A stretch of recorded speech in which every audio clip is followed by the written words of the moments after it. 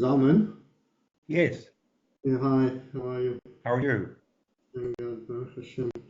I think there's a photo. They posted some photo of Yeshiva Gedola. I think. Okay, hi everybody. Did you see it? Well, I Which think it's group? you. I'll In send it which to you. group? Which group is it? Just send it to me. Just send it to me.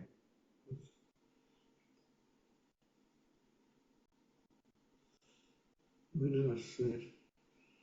Just looking.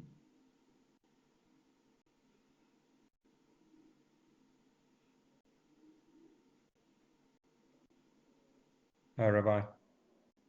Hi, How how are you? are you? So Aaron, I think Shamir said he was going to join us, Oh, and there is. Yep. Okay. and Batya was also hoping, she wasn't sure, but she was going to try. There's So it's Shamir. everybody actually, right? So it's just Bati, who wasn't. She was going to try, but she wasn't sure. Yeah. Well, Rabbi Lowen said he's not coming, right? He has a. Yeah, he has a board meeting. So I think we could. I think this is basically, these are the guys. We are here, and Bati may join us. So I think we can start because we got the hour, and so let's use it as best as possible. Okay. Oh, So do you want to? Because I mean, do you want to speak to the agenda because we kind of outlined it already? no, quickly, just from I look at the notes from last time. So we said two main things. One was to have a follow-up meeting between you, Ralph, and me and Joel about Hindus, which we did 2 days ago, I think, something like that. Yeah. Monday. And there's a lot. I mean, that's a separate conversation that we should pursue, and there's a lot to do on the Hindu front. And then we said that maybe we would like to do some I don't know, like introduction or exposure meeting to key stakeholders in the Australian Jewish community, especially about the research about the allies of the Jewish people, which I told you briefly about. But I think even you still haven't had the full presentation. Like I think I sent you the document, but we haven't really discussed it. And then see if there's a group. We can continue with this group. We can maybe this can be an opportunity to enlarge it a bit. Maybe there'll be some ideas for a larger kind of project in Australia that we can do. I think that's where we landed last time, right? That's where we left. Yeah. So, I mean, it's a very serious document you put out there. I've only read part of it. I don't know if others had a chance to. But it's it's very thorough and makes some excellent points about the future and the importance of supporting and growing our allies. That's part of, by the way, Zalman and others, part of why we had we're sort of looking at the Hindu issue in Australia as well, trying to engage with Hindus. Trying to figure out who's who in the Hindu zoo is worse than trying to figure out who's who in our zoo.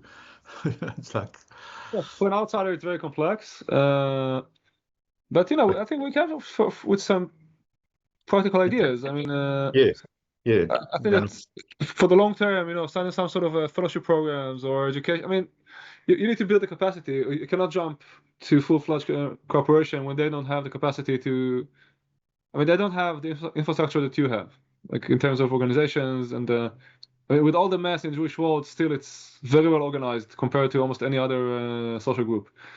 So just and so Aaron brought we had a meeting with he's a friend of yours or Yeshaya, yeah, he was who's done a lot of work and research. He's done a lot of work and research among the Hindus. He's doing his PhD at Hebrew U. So it's just interesting. I'm gonna follow up on some of those. I was just telling them, Aaron, about a bit about conversation. But that's not kind of the focus for tonight's meeting. No, Right. So I think the focus. I mean, first let's hear from Robert Risenberg and Zalman and Rav Shamir and everybody and Rav Zalman. If there are any ideas or follow up from last time, but if not, I think the focus is trying to think who are going to invite and when for the larger meeting. So And what happened to that business you were initiating November, December with that guy? Didn't he want to meet with us? Do you remember that? Sorry, Rabbi Rosenberg, you're talking to me? You're talking to Aaron? Yeah, Zalman, yeah. Hi. Remember, Cool. yeah. In December post Bondi, there was a suggestion which I haven't followed up on, to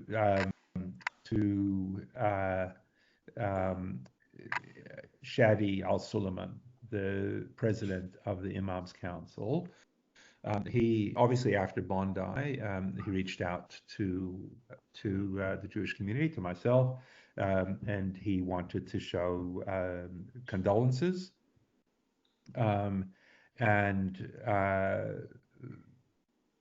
he met with a number of rabbis.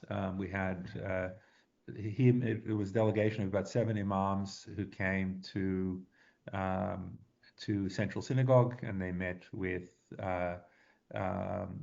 Levi Wolf, with Nachum Shapiro, Paul Lewin. I'm trying to remember who else was there on our side. Anyway, it's kind of like a Nichum Avelim. So they came and they, some of the people, Eli Feldman, some people in the Jewish community talked about our experience with Bondi, and people we were close with and lost, and they showed some goodwill or whatever it is, and condolences and that. They then went to Rabbi Ullman. That was a smaller group. The Mufti, the New South Wales president Ahmed Abdo, and Shadi went to Ullman to do Nichum Avelim. At the time, I thought maybe it'd be worthwhile for there to be a Melbourne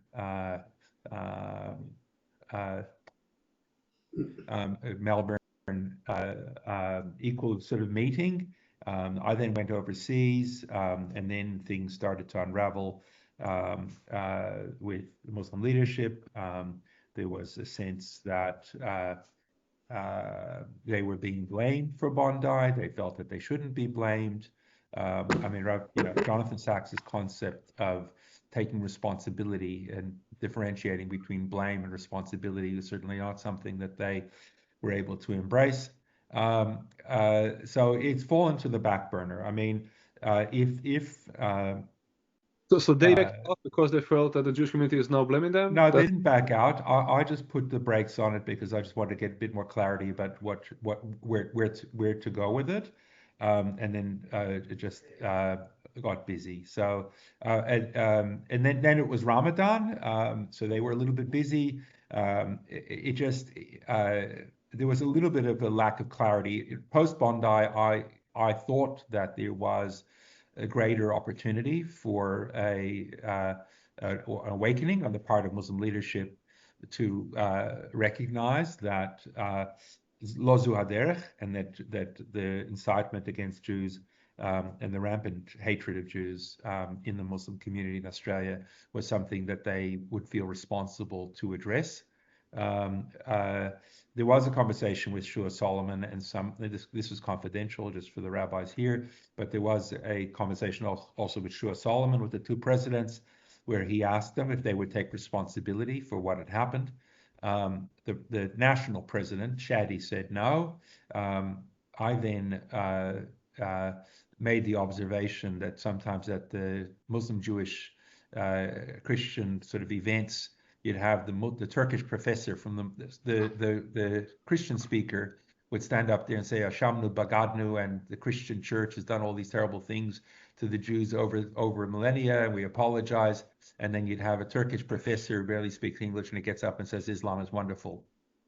And I kind of challenged Abdo and Shadi to say, is that what we're doing here now after Bondi? This was, by the way, between the 2 Levayas, between Rabbi Eli's Levaya and Yaakov's Levaya, and I had a short window between those 2 Levayas. We had an hour meeting in my office, And I put it to them that that's a thing. I mean, sure, very generously sort of said maybe it's hard for Muslims to accept responsibility or to take responsibility because then they'll be blamed for being terrorists, whatever. Anyway, the bottom line was No, they'll be blamed by their own community for being Zionists, and that's even worse. But that's the look. I mean, part of the conversation also was about Zionism, and Shua Solomon made it very clear, I am a Zionist, and he said to the two presidents, I don't expect you to become Zionists, but yeah, I kind of need you to accept that I am a Zionist. And Abdo said, I have a bigger problem with you not believing in the Prophet Muhammad than in you believing in Zionism. And in the Quran, where it says, there's that verse, Aaron, I'll kafirun. I won't convert you. You won't convert me. no. To you, The your verse religion, says to me, my religion. it's chapter 5:30. La ikafil din, like no coercion in religion. That's Yeah, that bit there where I'm not going to convert you. You're not going to convert me. So you do you, I do me. So he invoked that.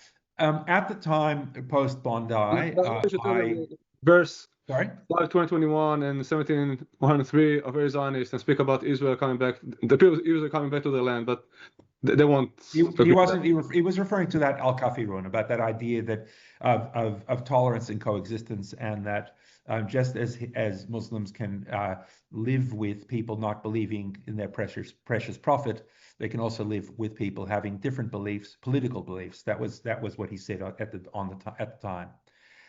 Look, can I just ask? Okay. So, what is his role as opposed to Shadi's? He's state president Of New South Wales Imams Council. Of the Imams Council, huh? Okay. Yeah, I mean, sure, Solomon felt that council, and Shadi is the head of the national, like the federal council. Correct. So look, I mean, I'm still happy. I'm still happy to convene that meeting, to call Shadi on that commitment and say to him, look, you said you go to Melbourne to get some of the leaders of the Imams Council to have a conversation with the Jewish community. That was the offer you made. He said, you tell me when to jump on a plane and I'll be there. So I can tell him when to jump on a plane and see if he'll do it. My feeling is that it probably is worthwhile to engage, even if it might not go anywhere, at least having some senior leaders around the table means there's a channel of communication. Now, will it go anywhere? Will it change anything? I don't know. But if you want that to happen, I'll make it happen.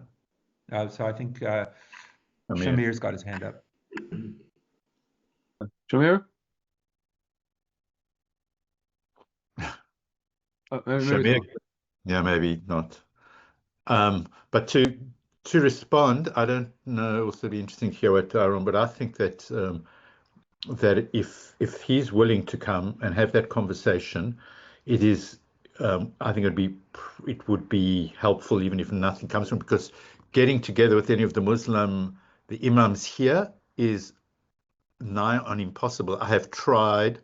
I sit on a thing to do with federal police. Have arranged with two of them.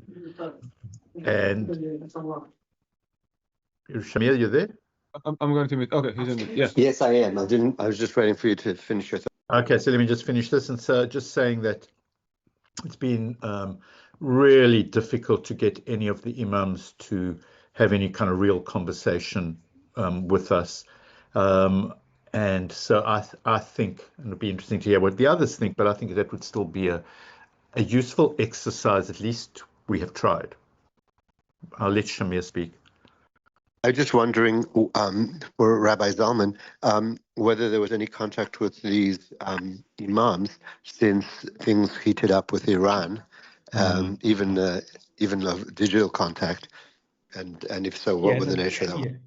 Yeah. I have not been in touch with him since things heated up with Iran. I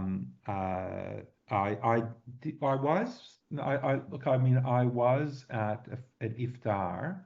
I think the war with Iran was already happening at that point. It started on the beginning of Ramadan, basically. Okay. So this was the middle of Ramadan. I was invited to an iftar with the Governor General. Shadi was happy to be photographed talking to me, joking with me. There was a photo of him that the Governor General put on their social media. We had a good conversation. I met with him. I met with Abdo was there, various others. Very friendly. I mean, I didn't get down to tachlis. I think. I mean, we had a grandson, Baruch Hashem. So I was in New York for about. Mazel tov. Thank you. Mhm. Yeah. So I was in New York for 4 weeks, and Rabbi Shapiro was jumping up and down about the mitzvah campaign, and he wanted Muslims to do mitzvahs, and it was an overreach. What's the mitzvah campaign? Like, you want to do like the 7 Nochad laws? Not even after the Bondi, the government put out a campaign, a mitzvah for Bondi, for non-Jewish people to do mitzvahs, like they visit their mother or whatever. I don't know. Don't ask me to explain it. Yeah. I don't understand what that was about. They then also wanted Muslims to do mitzvahs. Look, I mean, where we got to, the one thing that we did get to is there's a concept in Islam of similar to Le'ilui Nishmas, that you can dedicate your mitzvahs to somebody who passed away. And on the Friday after the murders, the terrorist attack, one of the imams who's close with, who's actually a Salafi, in his mosque, his mosque is not Salafi though, but in his mosque he told everyone that he was dedicating his good deeds of that day to the victims, and he encouraged other people to also dedicate their mitzvahs, Le'ilui Nishmas, the people who were killed. But he didn't use the word mitzvah, and Rabbi Shapiro and some people in the Jewish community were expecting the Muslims to use the word mitzvah, which was completely out of all whatever. So look, I mean, in some ways, we had a meal together, which was kind of like Nichum Avelim, but some of the rabbis thought that it was a shopping day and they could just go in and solve all the problems in one day. One of the rabbis was talking about the Abraham Accords, and we were going to create the Abraham Accords in Sydney over lunch. I mean, it was just wildly detached from reality. But look, I mean, I think that I met with the president of the Western Australian Imams Council, who is very westernized in his. I think he's grown up in Australia. Very, very practical guy. He was very warm. No games. What's his name? Parkar. So he's part of the national executive. So I mean, one of the things that we could look at is kicking off. If we could look at the different characters who are people with influence and actually create a bit of an influence map. One of the people who is very sincere, and he's on the Sharia Council, I think it's called not the Sharia Council, but the maybe it's Sharia, it's the Paskening, the Poskin. The Imams Council has a like halachic advisory group. I've forgotten what they're called. One of the people on that is an Indonesian imam who has been a long-standing advocate for interfaith dialogue. He was very close with Jeremy Jones, Oliver Sholem. His name is Amin Hadi.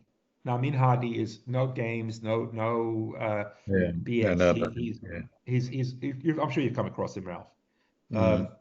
But he's on that council. Where's he based? Where is he based? He's based in Sydney. He's based in Sydney. He's not very active. He's an older man, but he is respected. The Mufti, I thought, was incredibly generous. So he sat with Yoram Ullman for about an hour and a half, and they were discussing halacha and Sharia and whatever else. They seemed to have a good time. I think that the Mufti would be generally supportive of interfaith work with Jews. So, I mean, to some extent, we need to think about some kind of gradual process of negotiating coexistence. I mean, we need to build some trust, which is hard. But look, I think that the more contacts there are, I mean, you have Bulhan in Melbourne. I mean, does he come through with anything? And he's a lovely guy. Very nice, but he's another one. He's one of those who have tried several times. He's always very nice. Yes, we'll meet, and we still haven't. And nothing happens. Okay. Well, Yeah. that's So, I mean, look, Shadi was able to bring together, I mean, obviously it was post-Bondi and you know, the heat was on, but he brought together a delegation of 7 people very quickly. I told him, I said, listen, I'm going to New York on Tuesday. I have time to do this on Monday. And he came, I told him where to be, when to be there. He came. So he came to, one meeting was right during Shiva, between the Levias on the Wednesday. And the following Monday, he came to several other meetings. He also met with some of the progressive rabbis, with Kamens and George Mordecai and some of the others. So they had a full day that you know, where they were available to me. Whether it's going to lead to anything, I am doubtful, but at least they showed up. Look, I'm happy to ask him to organize for senior leadership of the Imams Council in Victoria to meet with yourselves and me, and to sit down and to start to talk about a path forward. I mean, one of the things that I think is useful for us is if you look at the Scanlon figures. So in Australia, there's an organization that creates does research about attitudes to different religious communities. The only religious community in Australia that is in negative territory, when you add up all the people who have a positive attitude to them, minus the people who have a negative attitude, they're in negative territory. Jews have lost a lot of support since October 7, but we're still in positive territory. I mean, plus 14. It's not great. We lost 9% of our positive attitudes have gone back by 9%, but we're still at 29%. Muslims are down to 16% positive, 35% negative. So this whole... or those are the numbers that they had before? They went significantly backwards since October 7. So before October 7, they were 3% net negative. Okay, so the positive attitudes people had about tenfold. Muslims. Hey? That's tenfold.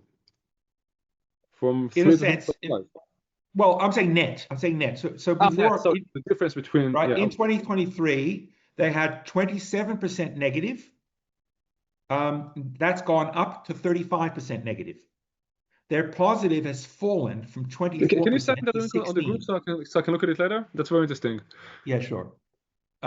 So there is a common interest to create a perception of I'll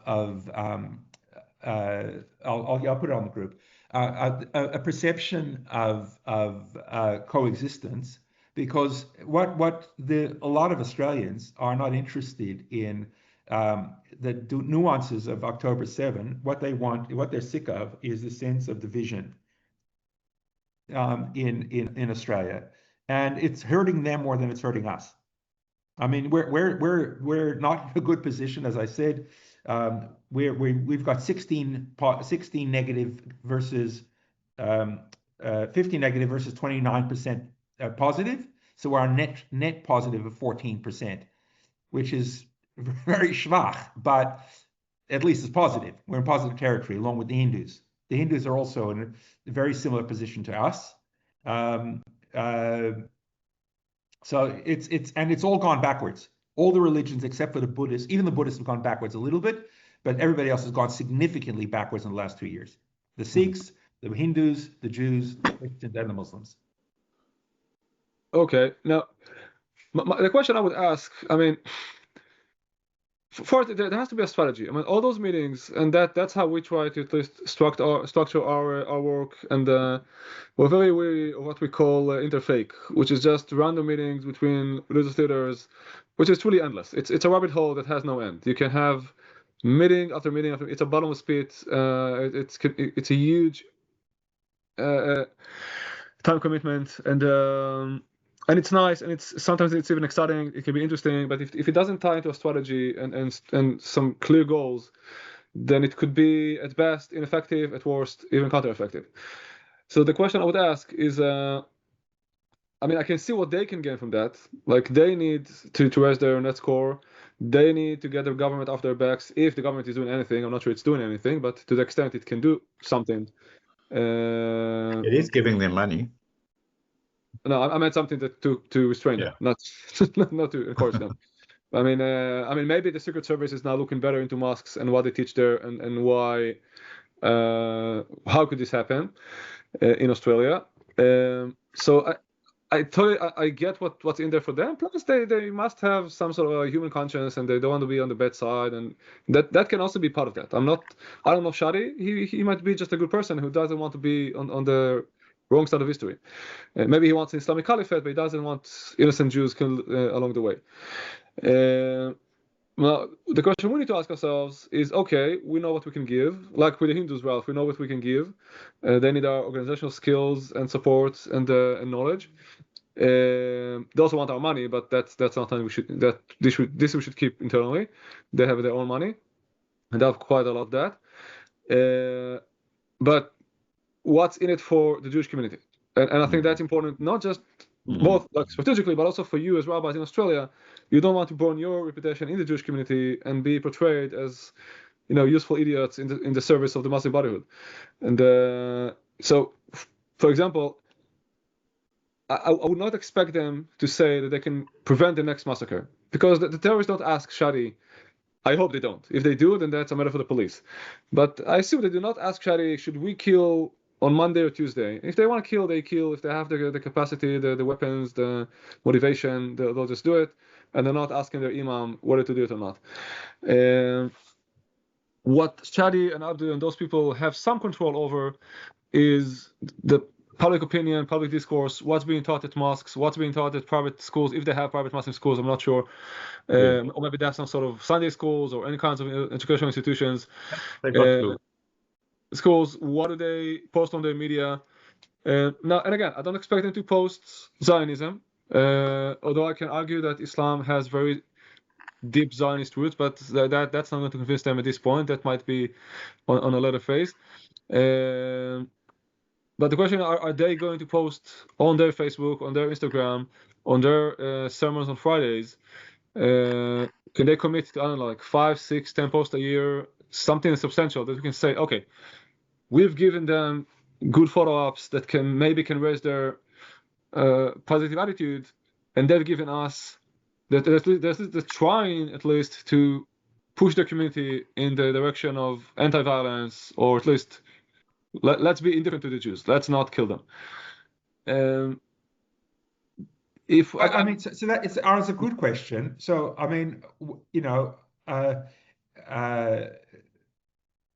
in negotiation or diplomacy, I mean, what you normally have before the bigger meeting is a kind of pre-meeting where you sit down and you say, okay, what is the general outline of an agreement, right? So what are your interests? What are our interests? What do you see realistically coming out of a dialogue? And what are your red lines? What is on the table or off the table? So I mean, we could have those conversations rather than organizing a meeting in Melbourne with a large number of people that we have no relationship with. I mean, I've known Abdo for he used to work for our organization. We paid him. He got a parnosa from us. We know each other really well. I've taken him to a Bnei Akiva retreat. He spoke to the Bnei Akiva Madrichim. I mean, Zionism is not a foreign country for him. I can sit down with him and say, listen, what's the bargain? What can we begin to think about what a bargain would be, and to do that quietly with a small number of people. I mean, the other thing that we're doing in Together for Humanity, the organization that I founded, we're looking to hire a Muslim champion to do some intra-communal advocacy for Together for Humanity. Now, Together for Humanity is not a Jewish organization as such, but it's a meeting place between Jews, Muslims, Christians, and others. Now, that's your organization? That's the organization. That's our organization. Okay. So we have actually today in the Daily Telegraph there was a photo of one of our board members with a Jewish person. There was a group of children today, Jewish and Muslim children, who played together, played sport. It was organized. One of Australia's richest people backed it, Harry Triguboff, and the Muslim mayor of Lebanon of Liverpool was there. One of our board members was there. There were some Jewish people there. Zalman, you should just point out just for Aaron that, I mean, what the work that you're doing is primarily in education in schools. Correct. Correct. Yeah. Yeah. So I'm just saying. So today there was a public display of unity between Jews and Muslims, not imams or rabbis, but people from different communities have come together. One of them is there were 2 principals of Muslim schools. We'll be meeting with the 7 principals of other Muslim schools. There's been a meeting with a few principals of Muslim schools with the anti-Semitism envoy, with Gillian Siegel, about how Muslim schools might get involved. The president of the Muslim Schools Association, they've got about 50 schools in their association. Across the country? Across the country. The president is in Perth. So I'll be meeting him. I met him online together with Gillian Siegel. With the anti-Semitism envoy, I'll meet him in person. So look, there are sincere people in the Muslim community, and we're looking to possibly employ one of the people that I've known for 20 years to become an advocate to build support in Muslim community organizations or Muslim schools, people who have shown some interest in interfaith in the past, about how to become more engaged. The other thing that we could look at is there's a Muslim newspaper. I don't know how many people read it, but it is called the Australian Muslim Times. Now, the editor of that paper is a friend of mine. His father was a very strong advocate for interfaith, and he also believes in interfaith, but he also publishes a lot of anti-Israel stuff. But he says he'll publish anything. So I wrote an article for his paper post-Bondi, a conciliatory article thanking Muslims for their moral support after what happened in Bondi. It was published? Yeah, Yes. It was a good article, and it certainly generated a lot of interest. Yeah, I mean, I didn't hear any feedback from Muslims. I saw a lot of feedback from Christians who loved it, but Yes. I don't know what impact it had within Muslim communities. But we could write for Ralph. If you wrote for them, they would publish. So that's a way of opportunity to talk to some Muslims. I think there are a lot of Muslims, individuals, lay people. I don't know with leadership where we stand, but look, I think we could maybe have some conversations to say, look, we're all copying it. People hate all of us. All of us have gone backwards in the last 2 years, and I would suspect that despite the pro-Jewish sympathy from Bondi, the anti will probably grow. I'd imagine that we're going to see the 2026 numbers to be worse for Jews and Muslims. And if we don't do something, we're all going to just people can get sick of all of us. Yeah. Can I point out what Aaron will have more experience in this area?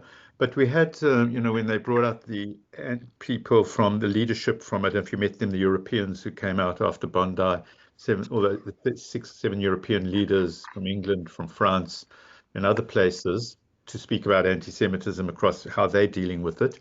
The UK guy from their board of deputies, I think it's called, spoke particularly in terms of the relationship they have with the Muslims. He said they found the most effective thing was to work with the lay leadership within the Muslim community rather than trying to work with the religious leadership. They found there's a lot more traction there. And I don't know if that's been, if you've had any experience in that area, but they found, because there are a lot of lay leaders, they're leaders in different organizations, but not, imams and religious leaders necessarily. Kinds of organizations. So what's the question about it? It's no, so I'm saying that is it more what Aaron is, what Zalman is saying is that you know, that maybe we don't necessarily, it's not just meeting with imams, but it's meeting with people, leaders of influence within the Islamic community, getting together with them could be more effective than also just trying to engage with the imams, or to do both. Yeah. Well, two thoughts about that. First of all, the short answer is yes. Yeah, I mean, community leaders are definitely relevant, and they can be also significant. Sometimes they're easier to work with, sometimes not. It depends. Sometimes they're even more rigid than the religious leaders. It really depends on the context and who that is. But the one thing that we know about the Muslim world, which I assume applies also to Australia, I haven't been there. I mean, I've been to Australia, but not to the Muslim community. But what we do see all over the world is that the distinction that we know between secular or religious and right and left and all that is much less present in the Muslim community. The spectrum is much more, there's a gradient. And if you ask most, let's say even Palestinians, are you religious? They will say no. Why? Because in their perception, a religious Muslim is the imam, is a scholar. Like, even though they fast on Ramadan and they keep all the mitzvot that they do have, they don't drink alcohol, but they don't consider themselves religious because that's like a minimum bar for any Muslim. And if you're religious, it means that you took the extra mile and you have a beard and all that. So I assume it's a similar case in your society. So the communal leaders are also to some extent religious or cultural leaders. They're not like unaffiliated secular Muslims. They're connected to the religious community. So in that sense, it could be definitely also helpful. And what we believe in, I mean, despite what I said, that I mean, not despite, like we need to have a strategy, but part of the strategy is also what we call connection before correction. Like we cannot expect to solve a conflict that's been around for 1400 years, and Zionism specifically for 150 years in 2 or 3 meetings. So building trust is the first step. Getting to know each other, maybe not publicly in the first time, so no one gets hurt. And then, Zalman, as you said, I think that's very smart. Let's lay the ground. Let's the playground. Like, what are the limits? What are the red lines? What is realistic? What's not realistic? What are our common interests? I don't know if you have things like in Europe that the government is trying to ban Brit Milah or Shchita. I don't know if you have those issues, but in Europe, for example, those are some of the issues that really bring rabbis and imams together to try and preserve religious freedom in a way. I don't think that's the case in your country. Yeah, I mean, there was in the past there was some collaboration on autopsies, but I don't think there are. I don't think there are opportunities really now. I mean, there could be possibly on euthanasia or some of these kind of gay rights and things like that. But I don't think there's an appetite. I'll be very careful. I mean, we don't want to unite the Muslims, and I don't think it'll actually go anywhere. Yeah, I would be careful with LGBT. I mean, I don't think the best bet is to unite with the Muslims against LGBT. I mean, we don't need that. I mean, I agree with you. I'm not in favor of that. So look, the question. I want to go back to the question of I mean, I agree with. First of all, just to be clear, in terms of the conversations with Bondi, none of those photos were published, not by them or by us. Some of the rabbis didn't want the photos to be out there. And some of the rabbis did agree to be in photos, but my feeling was if they want to publish the photos, there were rabbis who agreed to be published, they should publish it. I don't think it's my place. I want them to show their audience how they are reaching out to Jews. I don't feel a need from my side to speak for them. That's their work. How they lead and role model coexistence is their issue, not ours. So I don't think their motivation post Bondi was for photo ops. Otherwise, they would have used those photos. I think Shamir wants to say something. I think it's frozen. I think his frozen hand there. Yeah. So Aaron, what's your feeling? Do you think that? You are there. Sorry, I've just got poor reception. That's why I haven't had the camera on. Okay. I didn't mean that disparagingly. I just think that they're very aware of their need to. I assume they're very aware of their need to cultivate their public perception, and particularly in the eyes of government. So I think that they're probably very aware of that. Look, the general statement I want to make, though, is this. Rabbi Zalman, you have real and substantive relationships with people, with these people who are significant members of their community. Why can't we have, even if it's a quiet thing, why isn't this a conversation we're not having with them explicitly and saying, putting on the table and saying, hey, look, I think we can. I think we can. this is difficult. This is a difficult time for all religions. Let's actually talk about what are our collective and also individual, and be explicit about that. What are explicit? I mean, that's a sign of trust that we will trust each other to have that conversation. Let me try and maybe offer direction it could work that we're doing with other scholars that might be relevant for Australia as well, which really relates to what you said, Shamir. So, I mean, one way would be, okay, we want the Muslim leaders to speak on our behalf or to prevent violence, which is okay. That's a sur mira. That's important, and it should be one of the goals along the way. One of the things that could also relate to what you said, Zalman, especially given this data, and I wish we had this kind of data for like every country in the world. It's very interesting to see how perceptions shift towards religious minorities. When we talk to senior Muslim leaders, we don't talk to them about let's be Zionist or support Israel. Actually, as Israelis, we come with a very powerful and would say even proud standing. Like, guys, you want to work with us, work with us. If you don't. Like, Hamas is gone, Hezbollah is almost gone. Like, we're not in the business of asking for your mercy or empathy. We're not looking for love in international relations. We look for love in our communities, not from you. But as communities, as religious groups, we have a serious problem.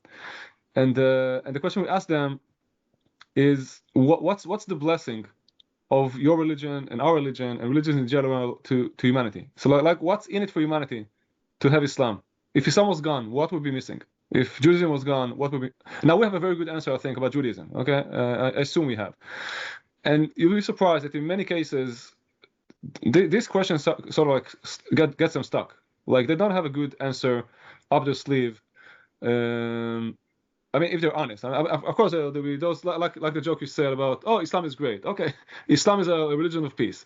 Okay, I mean, if you really know what you're talking about, it's a bit more complex than that. So potentially, and we're going to do a seminar like this in Cambridge with very hopefully high-level scholars on the international level. One thing that I can think of as possible after we build this trust. Maybe organize 1 day, 2 day learning seminar, something that is about religion. So for this, we do need either community leaders who are learned in Islam or the actual religious leaders. It depends. But to actually have a well-structured seminar and gathering around that, and not about how you support us and how we support you. This can be an outcome. But let's discuss what's our message, what's our deep contribution to Australian society. Let's keep it in Australia for now. And this process could take time. It could be one seminar, then another, maybe then a declaration, maybe then a project, maybe then something that we do together, maybe a joint initiative to cure cancer. I don't know, but something like that on the long term could hopefully improve the attitude towards those groups, but also create the bridges that we need. So when something bad happens, it will be self-evident that they show up for us, and not. Aaron, what I'm thinking, I'm thinking. Look, I mean, I think that conversation about what are our gifts as people of faith to Australia is a good conversation to have. I think also one of the things that just occurred to me, I mean, I kind of had some of the conversation like this with Nachum Shapiro as well, post Bondi. Nachum Shapiro is nominally the president of the rabbis of the Southern Hemisphere and outer space. Anyway, But his point was that he wants to have one-on-one conversations. And look, I was reluctant initially to have him as the one conversation that I'm going to facilitate because I don't think he brings the most insight into interfaith. He has very little experience, and so on. But I think that maybe what we need to do is a series of one-on-one conversations, or not one-on-one, but the conversation that I had, that Shua Solomon and I had, and again, please keep this confidential, it's not for public consumption, but Shua, myself, two imams and two presidents, there was one of our board members in Together for Humanity, there were some other people in the room, but basically, in terms of the conversation, it was really four people in the substantial conversation. And I think those conversations are far more effective than a conversation with the lunch we had. You know, you had a dozen people there, or no more. You had probably almost 20 people there, and then it's a performance. I think it's got to be a limited number of people. I'll say to Shadi, look, I'm happy to fly out to Melbourne with you. Ideally fly out the night before. We get an office somewhere, and we have a series of meetings with rabbis. My feeling is an hour and a half per meeting, where it's let's get to know each other. This is who I am. This is how I live my spirituality. This is my blessing. This is how I understand that question. I love that question, Ara. Let's understand each other as peers, as religious leaders, as people who are God's workers here on this planet and in this country. Let's meet each other in that sense as people who are here to bring blessing from our faith to the rest of the country.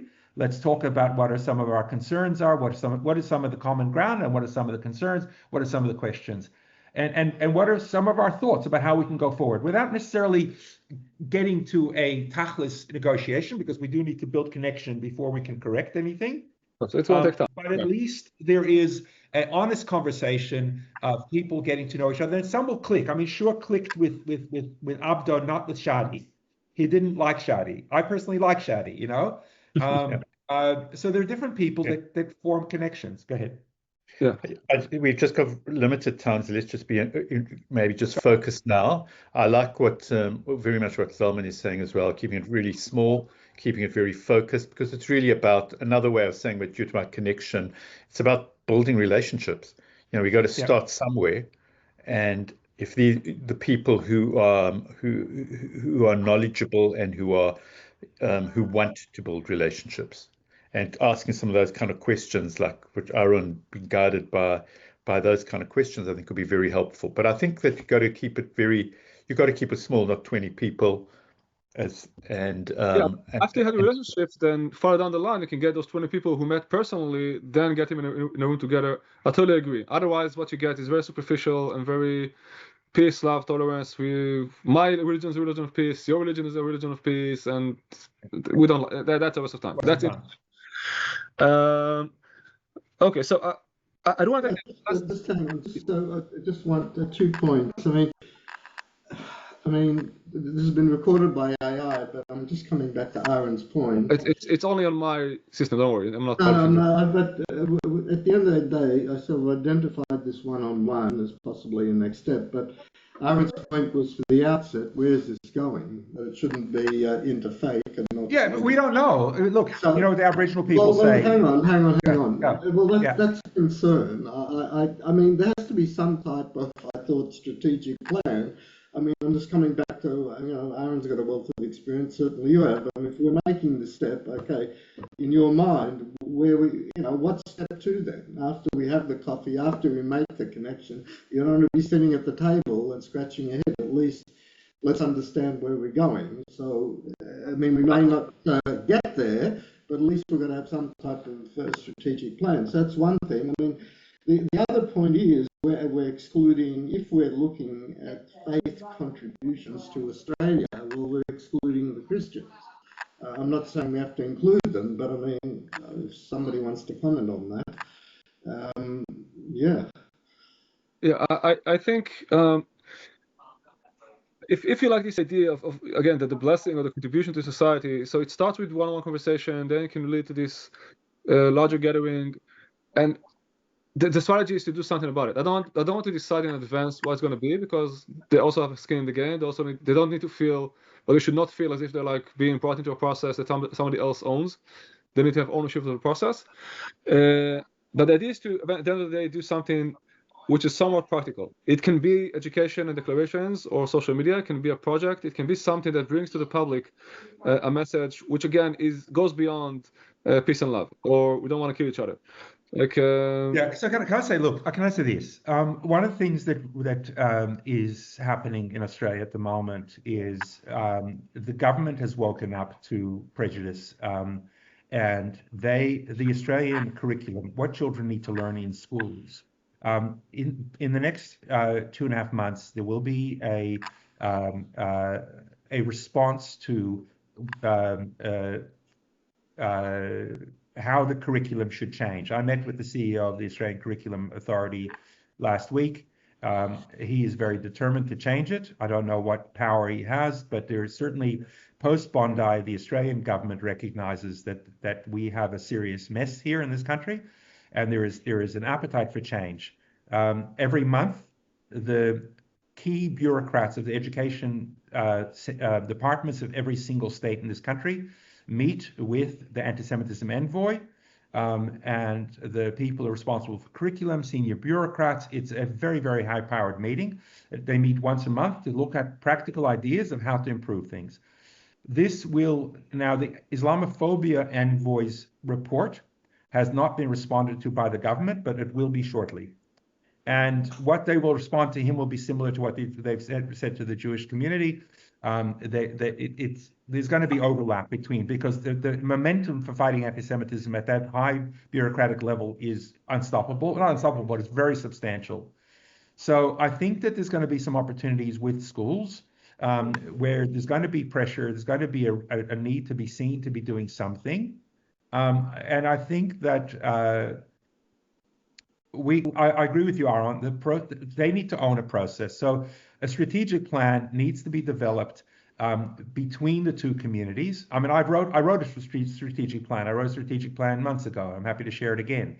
But it's not. That shouldn't. It needs to be something that we create together or in parallel. So we could create our own strategic plan. The Muslim community needs to create their strategic plan, but we need champions on that side. And I think, Ralph, as you're saying, I think some of those champions are going to be lay people, not imams. So can I jump in and I say I really think it makes it a far more complicated if we do parallel tracks that we try to reconcile. And I just think that the message of trust and collaboration is so much stronger if we actually have a team that works on it together from the beginning. I have a really, really hard stop in 5 minutes, because we have our Israeli field building process of all organizations on interfaith meeting together. We have a lecture about the Muslim Brotherhood if you want to stay. But I want to say the following. First of all, I think that a series of individual meetings is a very good first step, with this idea in mind of doing something about the blessing and the gift, and then we can follow up maybe in a month or two. And now, when it comes to the right points, we as an organization have, I just give you as a headline, but we have the whole method and the knowledge and the text on how to do such a seminar or such a process, and actually we can bring like a Muslim facilitator with us, so it would be and even a Christian one, like to make it equal, so it won't be like a Jewish project preaching to the others. But I do want to take 5 minutes to think about the other idea we had last time of getting this meeting of key stakeholders in the Jewish community, I don't know, 10, 15, 20 of them online, to give a session about the larger picture of this research which I showed you last time, the allies of the Jewish people, which we would love to expose to other people, and then see if we can also maybe enlarge this group and get more buy-in for also this project with the Muslims. So is this something that you think we could do potentially, I don't know, maybe the next few weeks, or not just be longer than you're not going to get this together in a few weeks. This there is so much going on and so many competing voices for doing things. But I think it's an idea to plan ahead. I think it could work. That's my sense of it, is that getting the Jewish leadership to into something like this in a few weeks is just not possible. That does matter. Like in the. But in the next few months, I'd say before Rosh Hashanah, we'd be lucky if we can try and do that. Oh, it's that far. Okay. Well, I don't know if you agree, Zalman, but I mean, if there is so many competing things going on. Look, I mean, I'm pretty flat out. I in terms of that series of meetings, I'd be looking at either the week leading up to Shavuos or the week after Shavuos. I mean, I wouldn't have time before that. And that's not trying to get 15 leaders together. That's getting, maybe the three of the people who are here, and maybe, yes. I don't know if you would nominate. But Aaron's idea is maybe Blasman or somebody else. But Aaron's talking about something different. Yeah, I'd say that's a bigger thing that we're talking about. Yeah. There's a larger number of people. And that I think is just coming back quickly to the other thing. I mean, if the three rabbis here, if you want to nominate, I don't know if it's Moshe Khan as the president or it's Blasman or somebody else. If you can give some thought in terms of who else should be there. I mean, it's not urgent. I'll check with the imam if he's still willing to do it in either late May or early June. And we just got to decide how many people as well. I mean, they may not all want to come anyway, but I mean, are we keeping this? I think you want to keep it quite limited. I think you want to have probably. I think 5 or 6. Maybe even fewer. Maybe it's 4. Yeah. Because I mean, I think I should be there because I'm trusted by Shadi to facilitate. The Shadi, there's another imam and then maybe one other rabbi. So if you have 4 meetings, if we have 6 hours plus some breaks, it's probably what we can do. But let's talk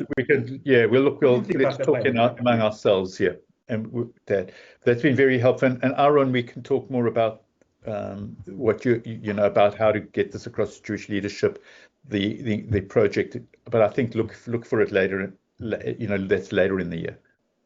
Okay. So we'll be in touch about that, and also, Ralph, maybe you and I should have a conversation later just about this and about the Hindus and Ajax and all that. Like that's a separate track that we need. And so maybe after you do this day of meetings, let's set up a time for us to meet again, debrief, and see what came up and think about next steps, if it makes sense. Yeah. Okay. All right. Okay. Aaron, thank you all for your time, and Zalman, we'll be in touch as well. Great. And good luck with the Muslim Brotherhood. Tell them I said hi. Bye.